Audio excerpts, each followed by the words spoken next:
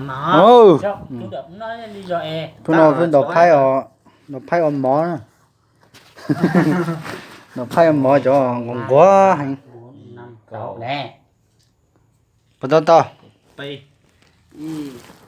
đây lâu cho có thì có điều gì à có từ ha tướng tu Ai chỉ một tí tua to này à. ô nó thấy cả từ tao từ năng cái gì Cho sợ nó. Nó sẽ bỏ bỏ.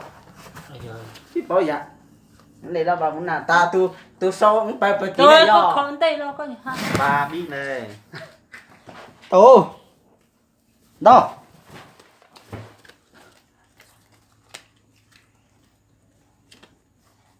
à bây giờ Bigger. Ba anh nè. à tổ cái gì nhưng ba 7 này tôi xem tán này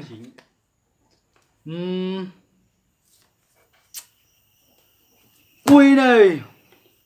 ca già này chân tay xì Tẩy ha.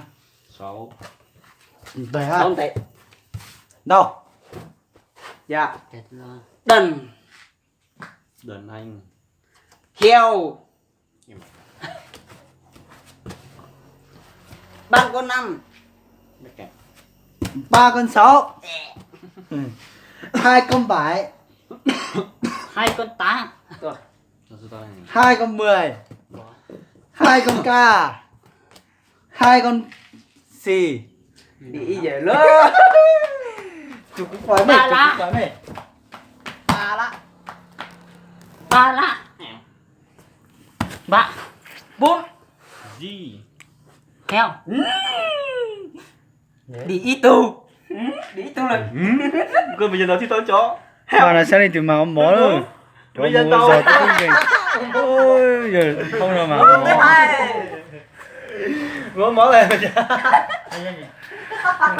Tốt nào mà ông mỏ nữa. Ui, sao mà kinh mà ông mỏ.